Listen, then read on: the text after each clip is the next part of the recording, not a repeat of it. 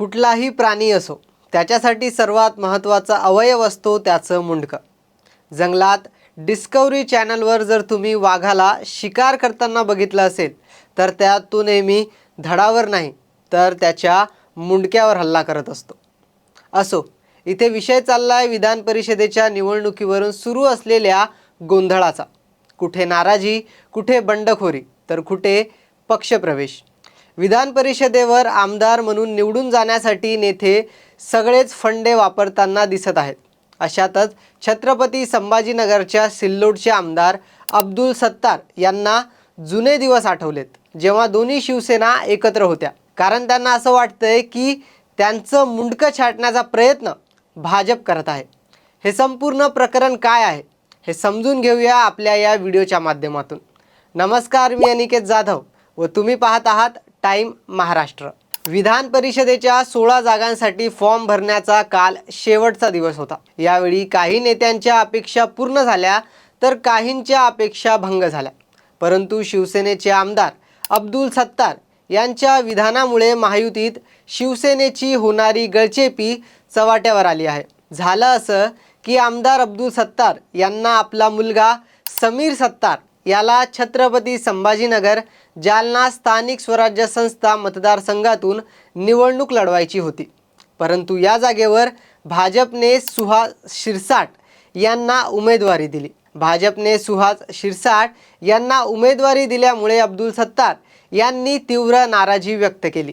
महायुतीमध्ये शिवसेनेची गळचेपी होत आहे. छत्रपती संभाजीनगर जालना ही शिवसेनेची पारंपरिक जागा आहे. या जागेवर फक्त शिवसेनेचाच अधिकार आहे. मात्र तरीही भाजपने या जागेवर उमेदवार दिला, असं अब्दुल सत्तार यावेळी म्हणाले.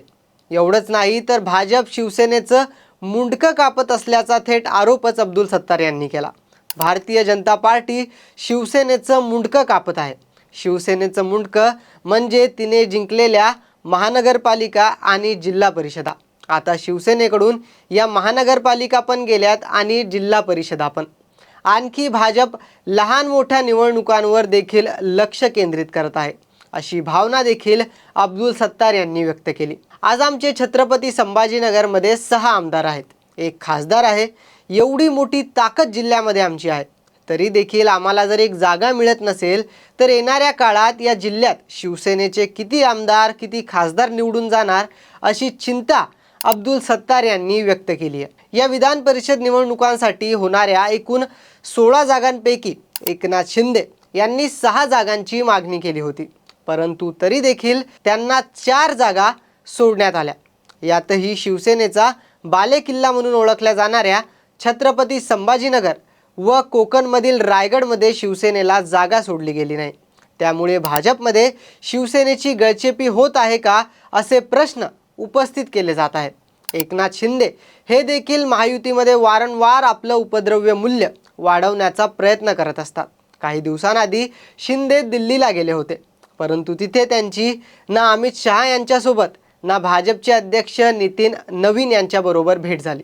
त्यामुळे आता दोन्ही शिवसेना एकत्र यावा अशी दबक्या आवाजात का होईना मागणी होताना दिसत आहे. उभाटा गटाचे आमदार अंबादास दानवे यांनी देखील यावर सकारात्मक प्रतिक्रिया दिली आहे. दोन्ही शिवसेना एकत्र यावात ही माझी देखील इच्छा आहे, असे दानवे म्हणाले. दोन्ही सेना एकत्र येतील का, हा तर भविष्याचा प्रश्न आहे. परंतु शिवसेनेचं मुंडकं जपून ठेवण्याचं मोठं चॅलेंज एकनाथ शिंदे यांच्यासमोर सध्या आहे. तरी शिवसेनेची महायुतीमध्ये गळचेपी होत आहे का, याबद्दल आपली प्रतिक्रिया काय हे आम्हाला कमेंटमध्ये नक्की कळवा. आणि व्हिडिओ आवडला असेल तर लाईक, शेअर आणि आमच्या यूट्यूब चॅनलला सबस्क्राईब करा.